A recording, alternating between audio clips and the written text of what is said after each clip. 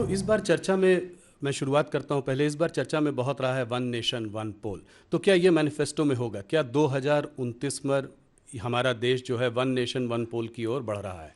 आपका पर्सनल मत भी मैं जानना चाहता हूं नहीं, मेरा मैनिफेस्टो। व्यक्तिगत मत यदि जानना चाहते हैं तो मेरा व्यक्तिगत मत जी यह है कि यह होना चाहिए, वन जी नेशन वन पोल होना चाहिए। जी स्वाभाविक है, इससे खर्च भी कम होगा, जी। समय की बचत होगी, स्वाभाविक रूप से। तो और मैं समझता हूं कि इस प्रकार के विचार पहले भी बहुत सारे स्कॉलर्स के द्वारा जो है समय समय पर व्यक्त किए गए हैं, लेकिन सवाल यह उस है कि दिशा में एक प्रयास है। जी, टाइमलाइन क्या है? 2029 में हो पाएगा?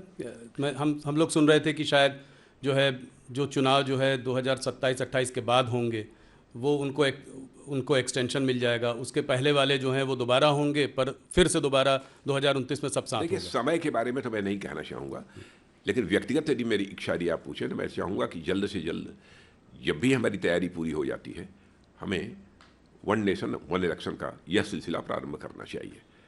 और जहाँ तक आपने मैनिफेस्टो की बात पूछी, तो इलेक्शन मैनिफेस्टो में क्या आएगा क्या नहीं आएगा, जी इसके बारे में इस समय नहीं बतला पाऊँगा, जी क्योंकि एक सामान्यतः ये परंपरा रही है कि इलेक्शन मैनिफेस्टो जब तैयार हो रहा होता है तो उसमें क्या क्या मुद्दे हैं, इसको हम पब्लिक नहीं करते हैं। जी जी। जब उसकी वो रिलीज होता है मैनिफेस्टो, उस समय देश को जानकारी होती है इसकी।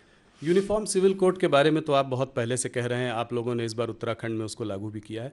तो क्या कहते, अगले थर्ड टर्म में अगर मोदी जी का थर्ड टर्म आता है तो क्या यूनिफॉर्म सिविल कोड को नेशनल रोल आउट करेंगे? नेशनली आप लोग रोल आउट करेंगे? अब क्या करेंगे, इलेक्शन मैनिफेस्टो आने दीजिए, मैंने पहले ही कहा। जी। मैं कोई नहीं, उसके मैं तरफ आपसे मैनिफेस्टो से हटकर आपका नहीं, मत हमारा जानना कमिटमेंट चाहता है, हम जी चाहते हैं जी। कि इस यूनिफॉर्म सिविल कोड लागू होना चाहिए, पहले से हमारी मान्यता यही है। तो इसका मतलब जैसे कि ऑपोजिशन वाले कहते हैं कि लेकिन बहुत सारे जो है विरोध पक्ष के लोग अनावश्यक इसको अ, एक जाति पंथ अथवा धर्म के आधार पर इस प्रश्न को उछालने की कोशिश करते हैं।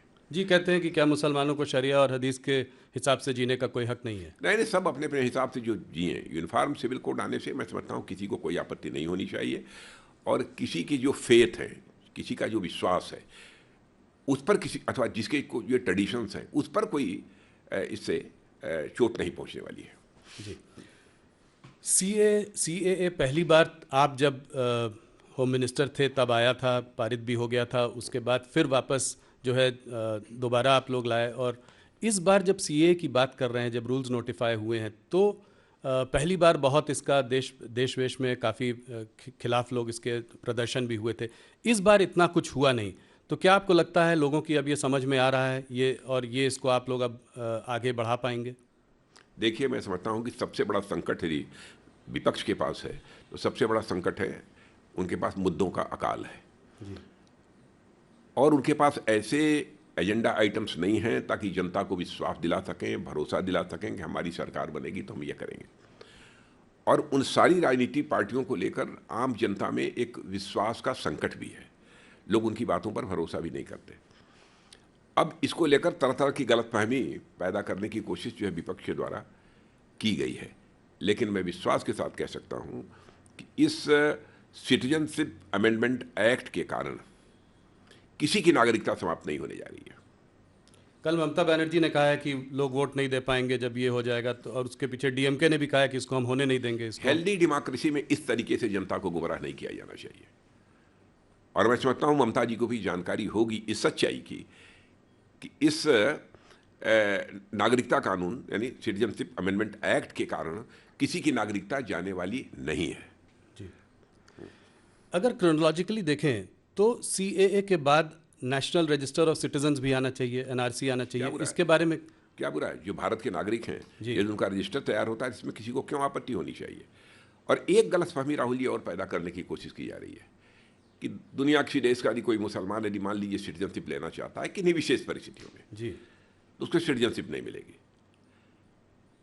मैंने पहले ही कहा कि हम लोग जाति पंथ और मजहब के आधार पर भेदभाव की राजनीति करने वाले लोग नहीं हैं।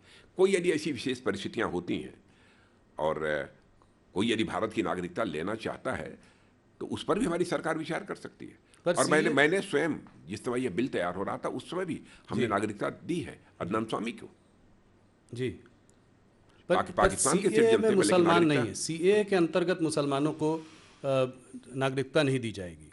सीएए के उसके अंदर मुसलमान तो है देखिए नहीं, वो बाकी परिस्थितियों पर निर्भर करता है। जी। तो एनआरसी आप कह रहे हैं कि कहाँ आएगा अगले, उसको भी आप लोग लेकर आएंगे अगले अगले टर्म में, आप उसमें आप कह रहे हैं कि उसमें क्या गलत वैसे है? एनआरसी से किसी को भय नहीं लगना चाहिए। जी। अनावश्यक इसको लेकर हुआ खड़ा किया जा रहा है, लोगों के अंदर भय पैदा करने की कोशिश की जा रही है। और मैं समझता हूँ विपक्ष को इन सब सारी चीज़ों से, अफवाहों से बचना चाहिए। विपक्ष को भी यदि राजनीति करनी चाहिए तो तथ्यों के आधार पर, अनावश्यक जनता की आंखों में धूल झोंक कर राजनीति नहीं करनी चाहिए। विपक्ष के अंदर भी वह दमखम होना चाहिए कि यदि राजनीति करनी है तो जनता की आंखों में धूल झोंक कर राजनीति न करें, बल्कि जनता की आंखों में आंख डालकर राजनीति करें। जी, बड़ा बयान है आपका।